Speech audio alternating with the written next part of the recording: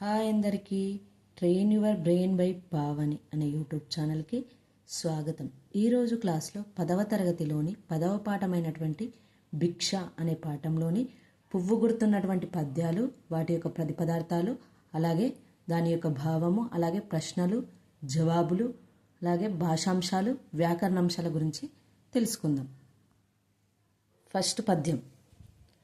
వేద పురాణ శాస్త్ర పదవీ నదవీయసి అయిన పెద్ద ముత్తైదువ కాశికానగర హాటకపీఠ శిఖాదిరూఢ యయాదిమ శక్తి సంయమివరాయిటు రమ్మని పిల్చె హస్త సగ్నాధరలీల రత్న ఖచితాభరణంబులు గల్లు గల్లనన్. ఇది పద్యము. దీని యొక్క ప్రతిపదార్థాలు చూద్దాం. ఫస్ట్ మనకు ప్రతిపదార్థాలు తెలియాలంటే మనకు అన్వయక్రమం అనేది తెలియాల. అన్వయక్రమం తెలిసిందనుకోండి మనకు ప్రతిపదార్థాలు రాయడం అనేది ఈజీ అవుతుంది. ఇక్కడ చూడండి, నేను వేసాను అన్వయక్రమం, ఇగో నంబర్స్ వేసాను. ఇగో first, second, third, fourth, fifth, sixth, seventh, eighth, ninth, 10th, 11, 12, 13th, ఇది 14, 15, 16, 17, 18, 19, 20, 21 ఇట్లా అన్వయక్రమం వేసామనుకోండి ప్రతిపదార్థాలు రాయడం అనేది మనకు ఈజీ అవుతుంది. చూద్దాం ఇప్పుడు. వేద అంటే వేదాలయందు, పురాణ అంటే పురాణాలలో లేకపోతే పురాణాలయందు, శాస్త్ర అంటే శాస్త్రంలో చెప్పబడిన లేకపోతే శాస్త్రంలో నిర్దేశించబడిన లేకపోతే శాస్త్రంలో ప్రతిపాదించినటువంటి, పదవి అంటే మార్గమునకు, నదవీయసి అయిన అంటే మిక్కిలి దూరంగా లేని అంటే దగ్గరగా ఉన్నటువంటి, పెద్ద ముత్తైదువ అంటే పెద్దదైన పురంద్రి అంటే భర్త పిల్లలు కలిగి ఉన్న స్త్రీని పురంద్రి అంటారు. కాశీనగరం అనేటటువంటి, హాటక పీఠ అంటే బంగారు పీఠం యొక్క, శిఖాదిరూఢ శిఖరం నందు అధిరోహించి ఉన్న లేకపోతే శిఖరం నందు కూర్చొని ఉన్న, యయాదిమ శక్తి ఆ ప్లస్ ఆదిమ శక్తి, యయాదిమ శక్తి ఆ ఆదిశక్తి స్వరూపిణి ఎవరు? పార్వతీదేవి. హస్త అంటే చేతి యొక్క, సంజ్ఞ అంటే సైగ చేత, ఆధారంతో కూడిన, లీలన్ అంటే విలాసముతో, రత్నముల చేత, ఖచ్చిత అంటే పొదగబడినటువంటి, ఆభరణంబులు అంటే నగలు, గల్లుగల్లుమని శబ్దం చేస్తుండగా, సంయమివర అంటే ఓ మునీశ్వర, ఓ వేదవ్యాస మహర్షి, ఇటువైపు రమ్మని, పిలిచే అంటే పిలిచింది. ఎవరు పిలిచారు? పార్వతీదేవి వ్యాసుని పిలిచింది. ఏంటి? వేదాలయందు, పురాణాలయందు, శాస్త్ర అంటే శాస్త్రాలలో నిర్దేశించబడిన, పదవి అంటే మార్గమునకు, నదవీయసి అయిన అంటే మిక్కిలి దూరంగా లేని, పెద్ద ముత్తైదువ అంటే పెద్దదైన పురందరి, కాశికానగర అంటే కాశీనగరం అనేటటువంటి, హాటక పీఠ అంటే బంగారు పీఠం యొక్క, శిఖాదిరూఢ అంటే శిఖరం నందు అధిరోహించి ఉన్నటువంటి, యయాదిమ శక్తి అంటే ఆ ఆదిశక్తి స్వరూపిణి ఎవరు అంటే పార్వతీదేవి. హస్త అంటే చేతి యొక్క, సంజ్ఞ అంటే సైగ చేత, ఆధర అంటే ఆధారంతో కూడిన, లీలన్ అంటే విలాసముతో, రత్న అంటే రత్నముల చేత, ఖచ్చిత అంటే పొదగబడినటువంటి, ఆభరణంబులు అంటే నగలు, గల్లుమని, సంయమివర అంటే ఓ మునీశ్వర, ఇటువైపు రమ్మని, పిలిచింది అనేది ఇది ప్రతిపదార్థాలు. దీని యొక్క భావం చూద్దాం. దీని యొక్క భావం ఏంటిదంటే, వేదాలలో, పురాణాలలో, శాస్త్రాలలో చెప్పబడినటువంటి మార్గంకు దూరంగా లేనటువంటి అంటే వాటిని అనుసరిస్తున్నటువంటి, పెద్దదైనటువంటి పురందరి, కాశీనగరం యొక్క బంగారు సింహాసనం అధిరోహించినటువంటి ఆ ఆదిశక్తి స్వరూపిణి ఎవరు అంటే పార్వతీదేవి చేతి యొక్క ఆధారంతో, విలాసంతో కూడిన రత్నముల చేత పొదగబడినటువంటి ఆభరణములు గల్లుమని శబ్దం చేస్తుండగా, ఓ మునీశ్వర ఇటువైపు రా అని పిలిచింది. ఇది ఈ పద్యం యొక్క భావం. వీటి యొక్క ప్రతిపదార్థాలు ఈ నోట్స్లో రాసాను చూడండి. వేద అంటే వేదాలలో, వేదాలయందు, పురాణాలలో, పురాణాలయందు, శాస్త్ర అంటే శాస్త్రంలో చెప్పబడిన నిర్దేశించబడిన, పదవి అంటే మార్గమునకు, నదవీయసి అయిన మిక్కిలి దూరం నందు లేని అని, పెద్ద ముత్తైదువ పెద్దదైన పురంద్రి, కాశికా నగర అంటే కాశీనగరం అనేటటువంటి హాటకపీఠ బంగారు పీఠం యొక్క శిఖాదిరూఢ అంటే శిఖరం నందు అధిరోహించి ఉన్న లేకపోతే శిఖరం నందు కూర్చుని ఉన్న ఆ ప్లస్ ఆదిమశక్తి యయాదిమశక్తి ఆ ఆదిశక్తి స్వరూపిణి పార్వతీదేవి హస్త చేతి యొక్క సజ్ఞ సైగ చేత ఆధర ఆధారంతో కూడిన లీలన్ విలాసంతో రత్న అంటే రత్నముల చేత ఖచ్చిత పొదగబడిన ఆభరణములు అంటే నగలు గల్లు గల్లనన్ గల్లు గల్లుమని శబ్దం చేస్తుండగా సంయమివర ఓ మునీశ్వర ఓ వేదవ్యాస మహర్షి ఇటు రమ్మని ఇటువైపు రమ్మని పిలిచింది. ఎవరు పిలిచిండ్రు? పార్వతీదేవి పిలిచింది. ఇది ఈ పద్యం యొక్క ప్రతిపదార్థము. ఇప్పుడు రెండవ పద్యం. ఆకంఠంబుగ నిబ్డు మాదుకర భిక్షాన్నము భక్షింపగ లేకున్నం గడు నంగలార్చెదవు మేలే లెస్స శాంతుండవే నీకంటెన్ మతిహీనులే కటకటా నీవార ముష్టింపచుల్ శాకాహారులు గంధభోజులు శిలోంచ ప్రక్రముల్ తాపసుల్. ఇది పద్యము. వీటికి నంబర్స్ వేసాను, ఒకసారి చూడండి. నిబ్డు అనేది ఫస్ట్, ఆకంఠంబుగా అనేది 2, మాదుకర భిక్షాన్నము 3, భక్షింపగా 4, లేకున్నం 5, గడు అనేది 6, ఇక్కడ 7, 8, 9, 10. నెక్స్ట్ వచ్చేసి ఇక్కడ కటకట అనేది 11, 12, 13, 14, 15, 16, 17, 18, 19. ఇలా అన్వయక్రమం రాసామనుకుంటే మనకు ప్రతిపదార్థాలు అనేది రాయడం ఈజీ అవుతుంది. ఇప్పుడు చూద్దాం. నిబ్డు అంటే ఇప్పుడు, ఈ సమయంలో. ఆకంఠంబుగా అంటే కంఠం వరకు అంటే గొంతు వరకు. మాదుకర భిక్షాన్నము, మాదుకర భిక్షాన్నము అంటే మాదుకర రూపమైనటువంటి భిక్షాన్నము లేకపోతే మాదుకర రూపమైనటువంటి ఆహారము. మాదుకరము అంటే తేనెటీగ. తేనెటీగ ఎలాగైతే రకరకాల పుష్పాల నుంచి మకరందాన్ని సేకరిస్తుందో అలాగే ఈ భిక్షకులు కూడా రకరకాలైన గృహస్థుల ఇళ్ళ నుండి కూడా భిక్ష అనేది స్వీకరిస్తారు.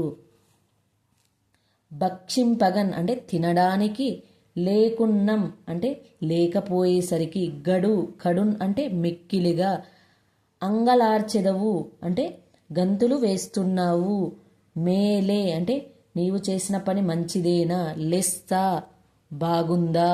ఏంటి లెస్తా అంటే బాగుందా. శాంతుడవే, శాంతుడవు ప్లస్ శాంతుడవే నువ్వు శాంతగుణం కలిగిన వాడివేనా అని అంటుంది. ఎవరు? పార్వతీదేవి అంటుంది. ఎవరిని? వ్యాసుని. ఏమని? తినడానికి ఆహారం లేకపోయేసరికి అంగలార్చెదవు అంటే కోప్పడుతున్నావు, గంతులేస్తున్నావు, నీవు చేసిన పని మంచిదేనా, నువ్వు శాంతగుణం కలిగిన వాడివేనా. సన్యాసులు అంటేనే శాంతగుణం కలిగి ఉండాలి. అందుకే పార్వతీదేవి వ్యాసుని అడుగుతుంది, నువ్వు ఆహారం తినడానికి లేకపోయేసరికి అంగలార్చెదవు అంటే గంతులు వేస్తున్నావు, కోప్పడుతున్నావు, కాబట్టి ఇది కోప్పడుతున్నావు, బాగుందా ఇది నీకు అని అంటుంది. నెక్స్ట్ కటకట అంటే అయ్యో, అయ్యయ్యో. నెక్స్ట్ నీవార ముష్టింపచుల్. ఏంటి? నీవార ముష్టింపచుల్ అంటే పిడికెడు మాత్రమే నివ్వరి ధాన్యాన్ని. నివ్వరి ధాన్యము అంటే ఏంటిదంటే ఎవరూ వేయకుండా అడవుల్లో నీళ్లు లభించేటటువంటి ప్రదేశంలో పడి మొలిచే ధాన్య విశేషమే నివ్వరి ధాన్యం. ఇది ఏ పూటకి ఆ పూట పిడికెడు మాత్రమే నివ్వరి ధాన్యాన్ని తీసుకొని దంచి వండుకొని తినేవారు. నెక్స్ట్ శాకాహారులు. శాఖా ప్లస్ హారులు, శాకాహారులు అంటే కేవలం కూరలు కాయలు మాత్రమే తినేటటువంటి వారు. కందభోజులు. కందములు అంటే ఏంటిది? దుంపలు మాత్రమే ఆహారంగా తీసుకున్నారు. దుంపలు అంటే ఆలుగడ్డ కానీ, క్యారెట్లు కానీ, లేకపోతే స్వీట్ పొటాటో అంటే భూమిలో లభించేవి, భూమిలో పండే వాటినే దుంపలు అంటారు. నెక్స్ట్ శిల. శిల అంటే కోత కోసినప్పుడు వరి చేలలో ఆ కింద పడినటువంటి కంకుల్ని ఏరుకొని తెచ్చి వండుకొని తినేటటువంటి వాళ్ళు. ఉంచ ప్రక్రముల్ అంటే రోళ్ల దగ్గర ధాన్యం దంచేటటువంటి సమయంలో ఎగిరి పడినటువంటి బియ్యపు గింజల్ని ఏరుకునే తినేటటువంటి వాళ్ళు. తాపసుల్ అంటే తపస్సు చేసుకునేటటువంటి వాళ్ళు. నీకంటే నీకన్నా ఓ వ్యాస మహర్షి నీకన్నా మతిహీనులే తెలివి తక్కువ వారా. ఏంటి? ఈ సమయంలో కంఠము వరకు గొంతు వరకు మాదుకర భిక్షాన్నము తినడానికి, భక్షింపగా అంటే తినడానికి లేకపోయేసరికి మిక్కిలిగా గంతులు వేస్తున్నావు, కోప్పడుతున్నావు. నీవు చేసిన పని బాగున్నదా? నీవు శాంతగుణం కలిగిన వాడివి కదా. అయ్యో అయ్యయ్యో. కటకట అంటే అయ్యో అయ్యయ్యో. శాకాహారులు కేవలం కూరలు కాయలు మాత్రమే తినేటటువంటి వారు, కందములను మాత్రమే ఆహారంగా తీసుకునేవారు.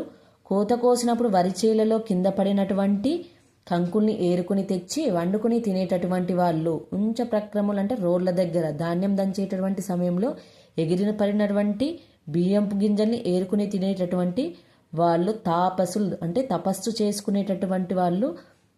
నీకన్నా తెలివి తక్కువ వారేనా అని అంటుంది. వీటి యొక్క ప్రతిపదార్థాలు మనం ఇప్పుడు చూద్దాం. నేను ఇక్కడ రాశాను. ఇబ్డు అంటే ఈ సమయంలో, ఆకంఠంబుగన్ అంటే కంఠము వరకు, గొంతు వరకు, మాదుకర భిక్షాన్నము అంటే మాదుకర రూపమైనటువంటి భిక్షాన్నము లేకపోతే మాదుకర రూపమైనటువంటి ఆహారము, భక్షింపగన్ అంటే తినడానికి, లేకున్నం అంటే లేక ప్లస్ ఉన్నం లేకున్నం లేకపోయేసరికి, గడు అంటే కడున్ మిక్కిలిగా, అంగలార్చెదవు అంటే గంతులు వేస్తున్నావు, మేలే నీవు చేసిన పని మంచిదేనా, లిస్తా బాగున్నదా, శాంతుడవు ప్లస్ ఏ శాంతుడవే నువ్వు శాంతగుణం కలిగిన వాడివేనా, కటకట అయ్యో అయ్యయ్యో, నీవార ముష్టింపచుల్ అంటే పిడికెడు మాత్రమే నివ్వరి ధాన్యాన్ని. నెక్స్ట్, శాకాహారులు కేవలం కూరలు కాయలు మాత్రమే తినేటటువంటి వారు. కందభోజులు కందములు అంటే దుంపలు మాత్రమే ఆహారంగా తీసుకునేవారు. శిల కోత కోసినప్పుడు వరిచేలలో ఆ కింద పడినటువంటి కంకుల్ని ఏరుకొని తెచ్చి వండుకొని తినేటటువంటి వాళ్ళు. ఉంచ ప్రక్రముల్ అంటే రోళ్ళ దగ్గర అంటే దంపుడు బియ్యం అంటారు కదా, అవి రోళ్ళ దగ్గర ధాన్యం దంచేటటువంటి సమయంలో ఎగిరిపడినటువంటి బియ్యపు గింజల్ని ఏరుకొని తినేటటువంటి వాళ్ళు. తాపసుల్ తపస్సు చేసుకునేటటువంటి వాళ్ళు. నీకన్నా ఓ వేదవ్యాస మహర్షి నీకన్నా మతిహీనులే తెలివి తక్కువ వారా. ఇది ఈ పద్యం యొక్క ప్రతిపదార్థం. ఈ పద్యం యొక్క భావం ఇంకోసారి చెప్తాను నేనండి. ఏంటి, ఈ సమయంలో గొంతు వరకు వచ్చినటువంటి మాదుకర రూపమైనటువంటి ఆహారాన్ని తినడానికి లేకపోయేసరికి మిక్కిలిగా గంతులేస్తున్నావు అంటే కోప్పడుతున్నావు. నీవు చేసిన పని మంచిదేనా, బాగుందా, నువ్వు శాంతగుణం కలిగిన వాడివేనా. అంటే సన్యాసులంటేనే శాంతగుణం కలిగి ఉండాలి కదా. అందుకే పార్వతి అంటుంది, ఏమని అంటుంది వేదవ్యాసుడికి, నీకు తినడానికి ఆహారం లేకపోయేసరికి మిక్కిలి గంతులేస్తున్నావు, అంగలార్చదు అంటే గంతులేస్తున్నావు, కోప్పడుతున్నావు. నీవు చేసిన పని మంచిదేనా, బాగుందా. అయ్యో అయ్యయ్యో, పిడికెడు మాత్రమే నివ్వరి ధాన్యాన్ని, కేవలం కూరలు కాయలు మాత్రమే తినేటటువంటి వారు. కందములు అంటే దుంపలు మాత్రమే ఆహారంగా తీసుకునేవాళ్ళు. కోత కోసినప్పుడు వరిచేలలో ఆ కింద పడినటువంటి కంకుల్ని ఏరుకొని తెచ్చి వండుకొని తినేటటువంటి వాళ్ళు.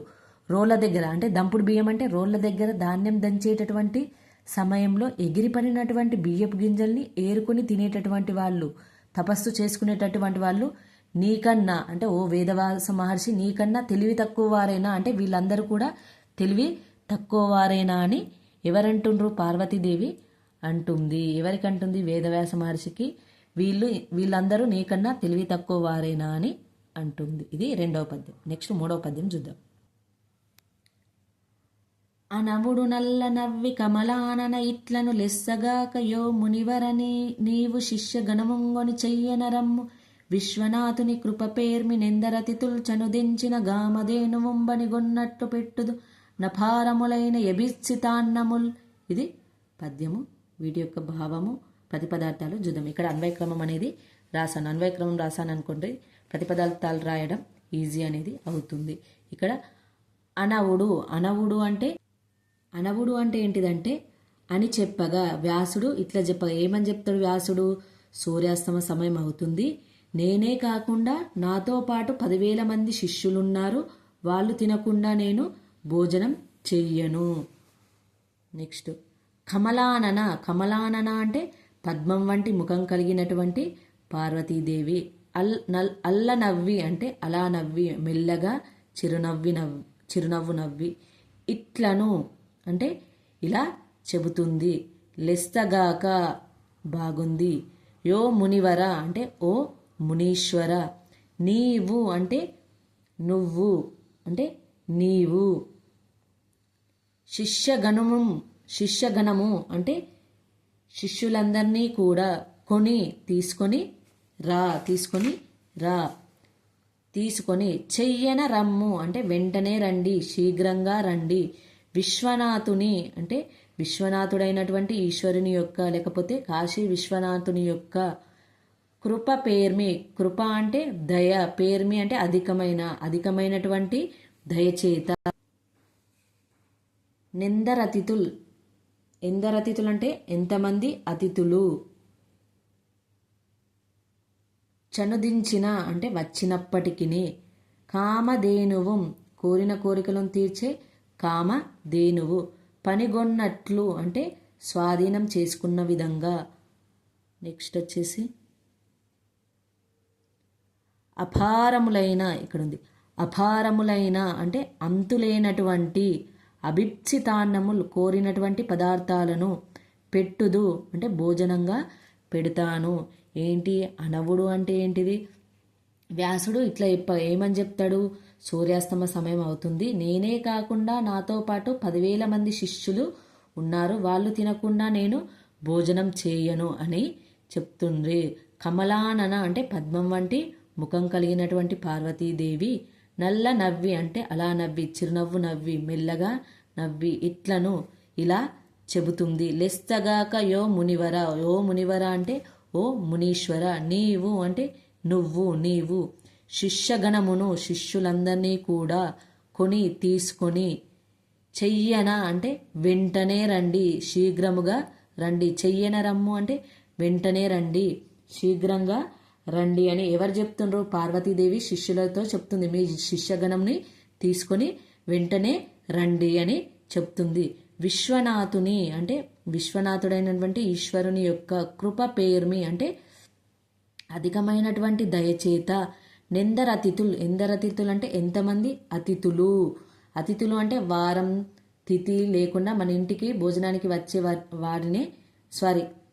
వారము తిథి లేకుండా మన ఇంటికి భోజనానికి వచ్చే వారిని అతిథులు అంటారు. చెనుదించిన వచ్చినప్పటికి. కామధేనువు అంటే కోరిన కోరికలను తీర్చే కామధేనువు. పనిగొన్నట్లు అంటే స్వాధీనం చేసుకున్న విధంగా.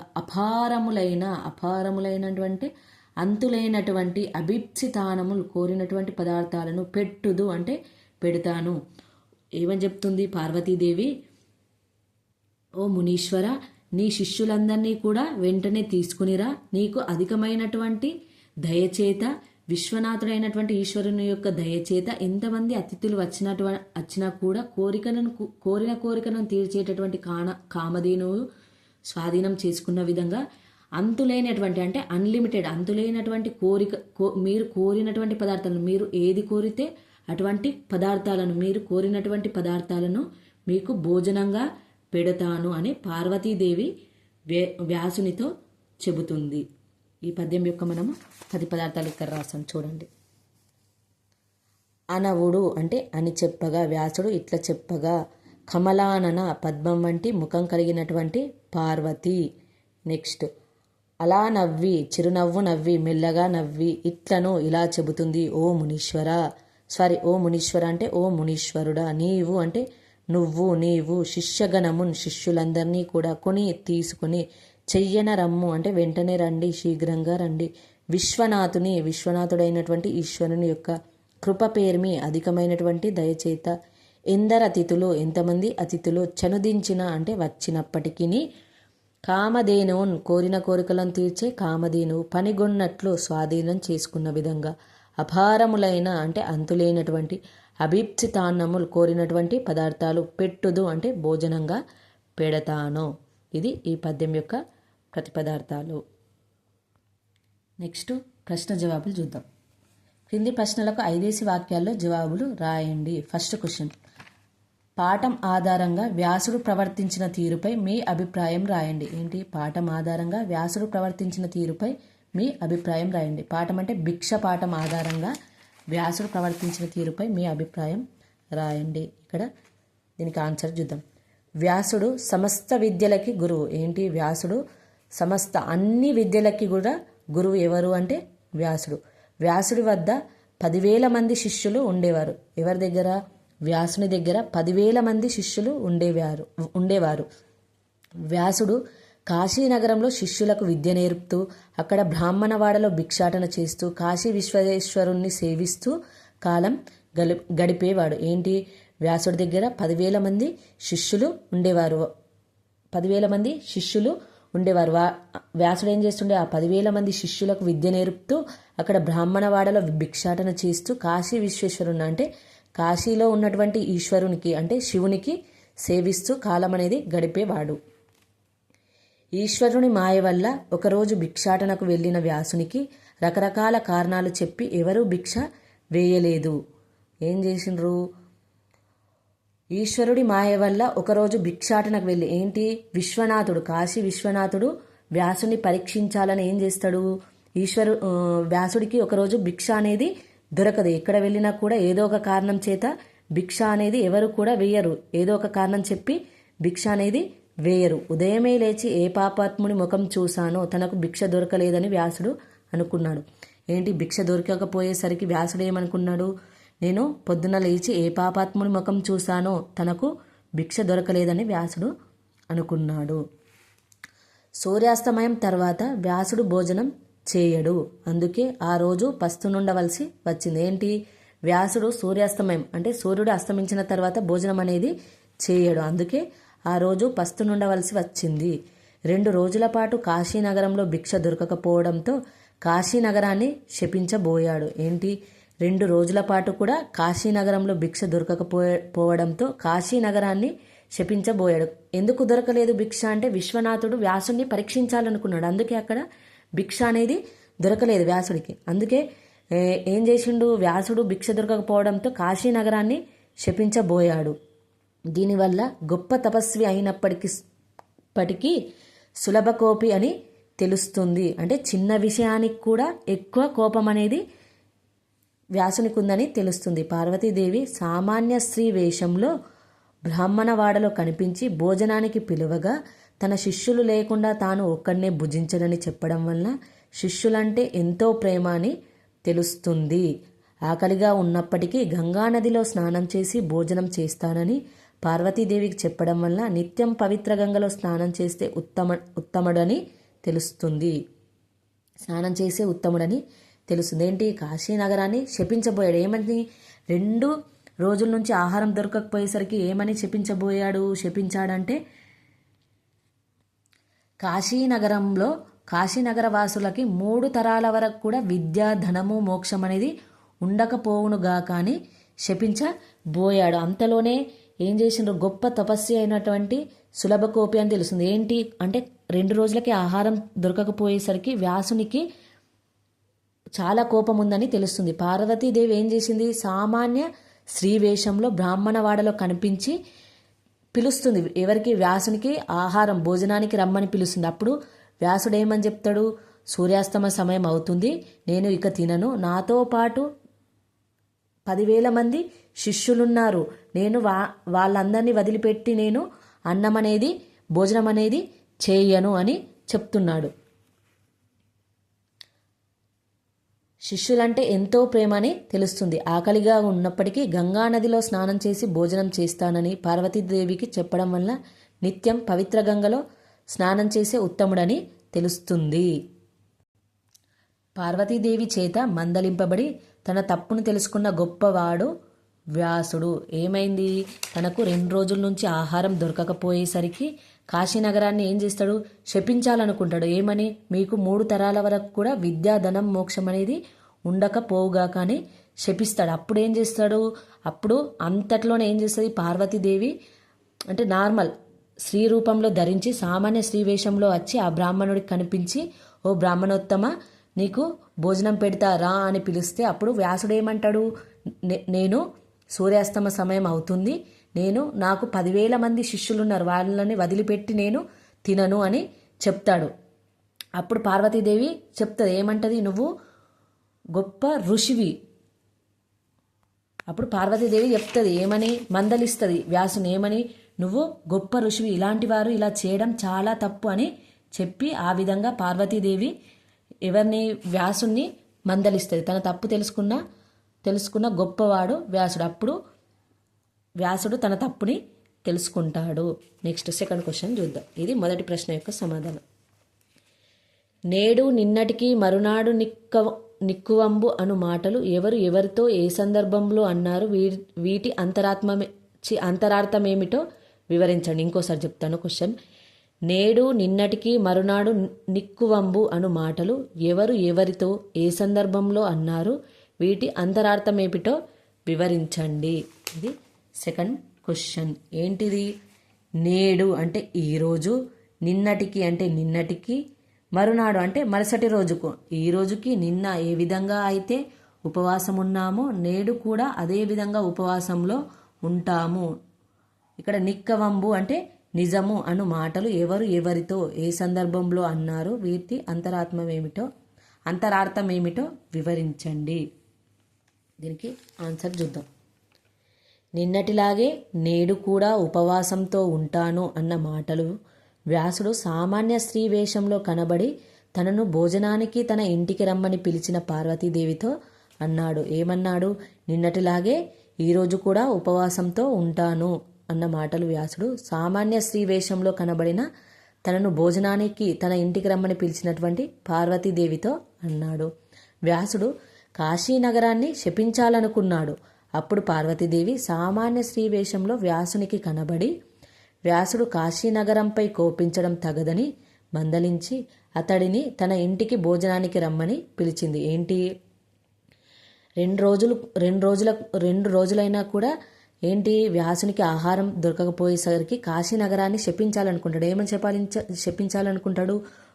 ఈ కాశీనగర వాసులకు 3 తరాల వరకు విద్యా, ధనం, మోక్షం అనేది ఉండకపోవుగా కానీ శపించాలనుకుంటాడు. అప్పుడు పార్వతీదేవి సామాన్య స్త్రీ వేషంలో వ్యాసునికి కనబడి వ్యాసుడు కాశీనగరంపై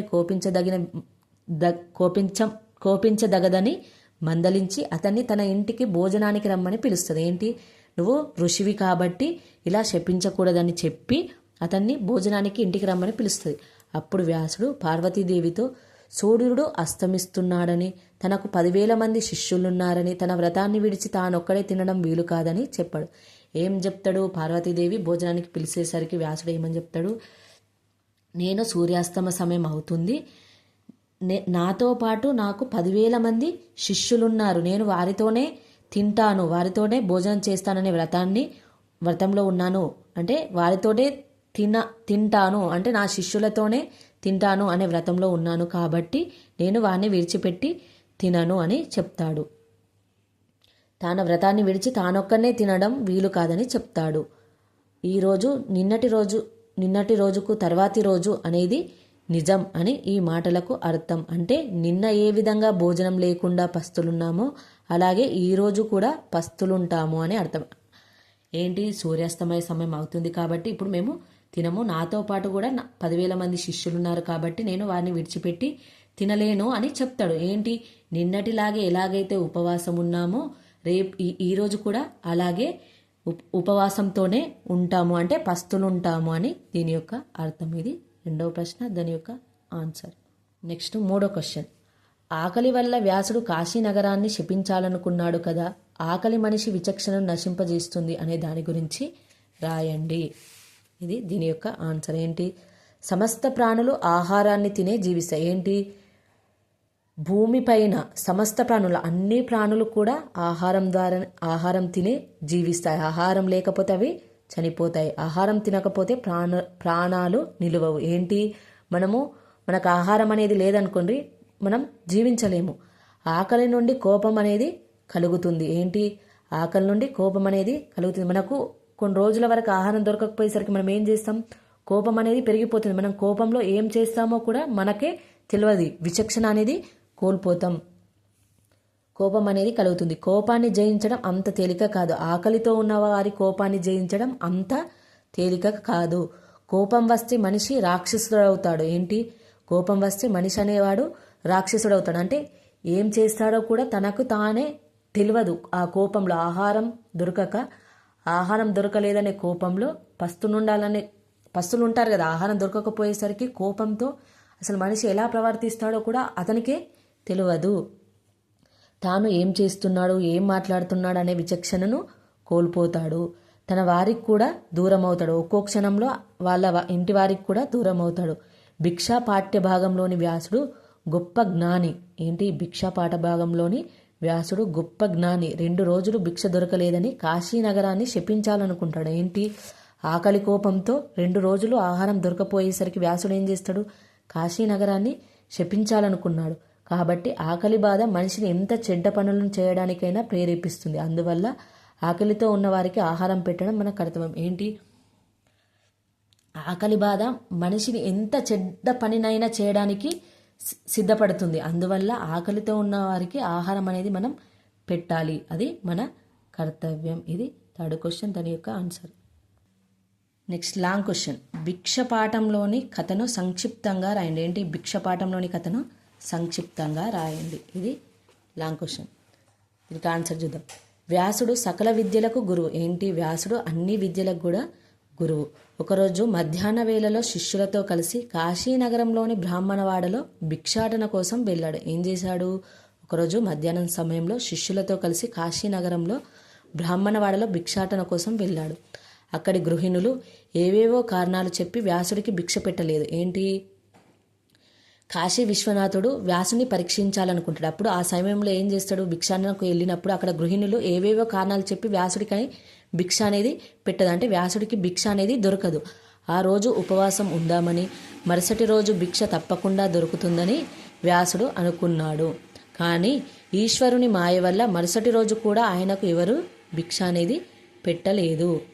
వ్యాసుడు కోపంతో నట్ట నడివీధుల్లో భిక్షపాత్రను పగలగొట్టి కాశీనగర వాసులకు 3 తరాల పాటు ధనం మోక్షం విద్య లేకపోగాక అని శపించబోయాడు. ఏంటి కాశీనగరంలో తన శిష్యులతో భిక్షాటన కోసం వెళ్తాడు. ఫస్ట్ రోజు దొరకదు, పోనీ ఈరోజు ఎలాగో దొరకలేదు, నెక్స్ట్ రోజు అన్నా దొరుకుతుంది అనుకుని ఏం చేస్తాడు, నెక్స్ట్ రోజు కూడా పోతే ఏంటి ఆ రోజు కూడా భిక్ష అనేది దొరకదు. ఆ భిక్ష దొరకకపోవడంతో వ్యాసుడు కోపంతో ఏం చేస్తాడు, నట్ట నడివీధిలో అంటే ఆ వాడలో భిక్ష పాత్రను పగలగొట్టి కాశీవాసులకు 3 తరాల పాటు ధనం మోక్షం విద్య లేకపోగా కానీ శపిస్తాడు. అంతలో పార్వతీదేవి సామాన్య స్త్రీ రూపంలో ఒక బ్రాహ్మణ ఇంటి వాకిల్లో ప్రత్యక్షమై వ్యాసుని మందలించి తన ఇంటికి భోజనానికి రమ్మని ఆహ్వానించింది. అప్పుడు వ్యాసుడు సూర్యుడు అస్తమిస్తున్నాడని, అతనికి 10,000 మంది శిష్యులున్నారని, వారు తినకుండా తాను తిననని, ఈరోజు కూడా నిన్నట్లాగే పస్తునుంటానని అన్నాడు. అప్పుడు పార్వతీదేవి శిష్యులను కూడా తీసుకుని రమ్మని, ఈశ్వరుని దయతో ఎంతమంది వచ్చినా కామధేను వలె కోరిన పదార్థాలన్నీ ఏర్పాటు చేయగలనని అంది. అందుకు వ్యాసుడు ఒప్పుకొని తన శిష్యులతో కలిసి గంగా స్నానం చేసి వచ్చాడు. పార్వతి వారికి ఎదురు వెళ్ళి స్వాగతం చెప్పి భోజనశాలలో వారందరికీ భోజనం పెట్టింది. ఏంటి కాశీ నగరాన్ని వ్యాసుడు శపిస్తాడు కదా, అంతలోనే పార్వతీదేవి ఏం చేస్తుంది, సామాన్య స్త్రీ రూపంలో ఒక బ్రాహ్మణ వాకిట్లో ప్రత్యక్షమై వ్యాసుని మందలిస్తుంది. ఏమని, నువ్వు గొప్ప ఋషివి, నువ్వు ఇలా శపించకూడదని మందలించి తన ఇంటికి భోజనానికి ఆహ్వానిస్తుంది. అప్పుడు వ్యాసుడు ఏమంటాడు, సూర్యాస్తమయం అవుతుందంటే సూర్యుడు అస్తమిస్తుండు కాబట్టి నేను ఈ సమయంలో తినను, అలాగే నాతో పాటు 10,000 మంది శిష్యులు ఉన్నారు, వారు తినకుండా నేను తినను, ఈరోజు కూడా నిన్నట్లాగే పస్తునుంటాము అని అంటాడు. అప్పుడు పార్వతీదేవి ఏమంటది, నువ్వు శిష్యులను కూడా తీసుకొని రమ్ము, ఈ ఈశ్వరుని యొక్క దయచేత అంటే కాశీ విశ్వనాథుని యొక్క దయచేత, కాశీ విశ్వేశ్వరుని యొక్క దయచేత ఎంతమంది వచ్చినా కూడా కామధేను వలె కోరిన పదార్థాలన్నీ కూడా ఏర్పాటు చేస్తాను. అంటే మీకు ఏది కావాలని కోరితే ఆ పదార్థాలను మీకు భోజనంగా పెడతాను అని పార్వతీదేవి వ్యాసుడితో అంటది. అప్పుడు వ్యాసుడు ఒప్పుకొని తన శిష్యులతో కలిసి గంగా స్నానం చేసి వచ్చి పార్వతి వారికి ఎదురెళ్ళి స్వాగతం చెప్పి భోజనశాలలో వారందరికీ కూడా భోజనం పెట్టింది. ఇది ఈ లాంగ్ క్వశ్చన్, దీని యొక్క ఆన్సర్. భాషాంశాలు చూద్దాం. క్రింది వాక్యాల్లో గీత గీసిన పదాలకు పర్యాయ పదాలు రాయండి. కవాటంబు తెరవదు వనిత యొకటే. కవాటములు అంటే ద్వారం యొక్క తలుపులు తెరవదు, వనిత యొకతే. వనిత అనే పదానికి పర్యాయ పదాలు వచ్చేసి స్త్రీ, అంగన, నారి. ప్రక్షాళితంబైన పసిడి చట్టువము. ప్రక్షాళితంబైన అంటే బాగా కడగబడినటువంటి, పసిడి అంటే బంగారము, చట్టువము అంటే గరిటె. ఏంటి ప్రక్షాళితంబైన పసిడి చట్టువము. ప్రక్షాళితంబైన అంటే బాగా కడగబడినటువంటి, చట్టువము అంటే గరిటె. ఇక్కడ పసిడి అంటే ఏంటి? పర్యాయ పదాలు వచ్చేసి బంగారం, కనకం, పుత్తడి.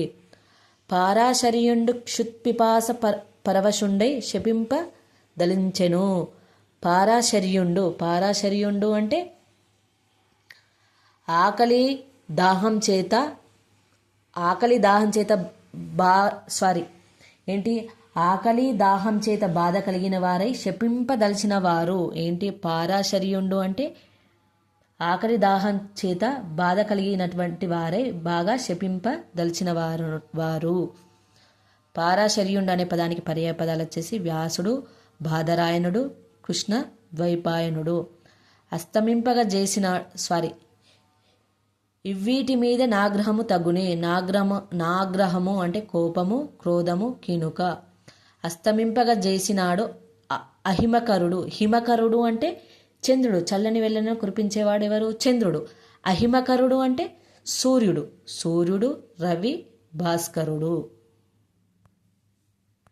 నెక్స్ట్, కింది పదాలకు అర్థాలను రాయండి. ద్వాకవాటము అంటే ద్వారం యొక్క తలుపులు, ద్వారం తలుపులు. వీక్షించు చూడటం. అంగన అంటే స్త్రీ. మత్స్యకంటి అంటే చేపల వంటి కనులు కలదు. భుక్తిశాల అంటే భోజనశాల. ఇది ఈ పదాల యొక్క అర్థాలు. నెక్స్ట్, క్రింది వాక్యాల్లో నానార్థాలు వచ్చే పదాలను గుర్తించండి. వీడు ఏ వీడు వాడో గాని దుష్కార్యములను వీడుచున్నాడు. ఇక్కడ వీడు ఉంది, ఇక్కడ వీడు ఉంది, ఇక్కడ వీడు ఉంది. ఇక్కడ వీడు అంటే ఇతడు. వీడు అంటే ఏ ప్రాంతం వాళ్ళు. వీడు అంటే వదిలిపెట్టుచున్నాడు. ఇతడు ఏ ప్రాంతం వాడో గాని దుష్కార్యములను అంటే చెడ్డ పనులను వదిలిపెట్టుచున్నాడు. రాజు ఆకాశంలోని రాజును చూసి సంతోషించాడు. ఇక్కడ రాజు ఉంది, ఇక్కడ రాజు ఉంది. ఇక్కడ రాజు అంటే నృపాలుడు, ఇక్కడ రాజు అంటే చంద్రుడు. నెక్స్ట్, క్రింది ప్రకృతి పదాలకు సరైన వికృతి పదాలను ఎంపిక చేయండి. విద్య అంటే విద్యే. భిక్ష అంటే బిచ్చము. యాత్ర అంటే జాతర. మత్స్యము అంటే మత్స్యము. రత్నము అంటే రతనము. పంక్తి అంటే బంతి. ఏంటి? ఇవన్నీ ప్రకృతి పదాలు. విద్య వికృతి పదం వచ్చేసి విద్యే. భిక్ష వికృతి పదం వచ్చేసి బిచ్చ. యాత్ర వికృతి పదం వచ్చేసి జాతర. మత్స్యము. రత్నము వికృతి పదం రతనము. పంక్తి వికృతి పదము బంతి. వ్యాకరణాంశాలు. కింద గీత గీసిన పదాల్లోని సందులను గుర్తించి సందుల పేర్లు రాయండి. ఏంటి? పుణ్యాంగనయు భిక్ష ఈడదయ్యగట.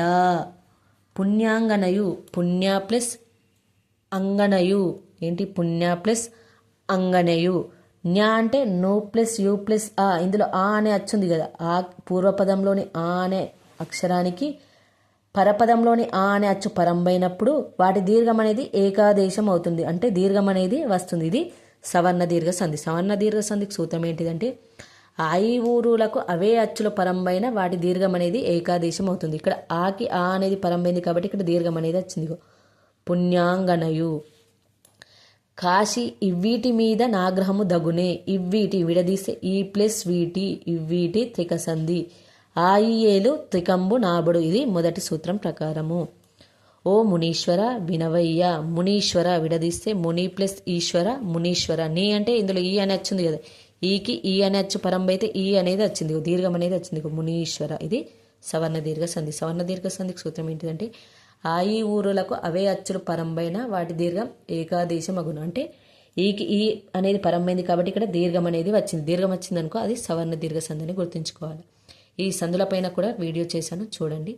నెక్స్ట్ క్లాస్లో మళ్ళీ కలుసుకుందాం. నా వీడియోని లైక్, షేర్, సబ్స్క్రైబ్ చేయడం మాత్రం మర్చిపోవద్దు. ధన్యవాదములు.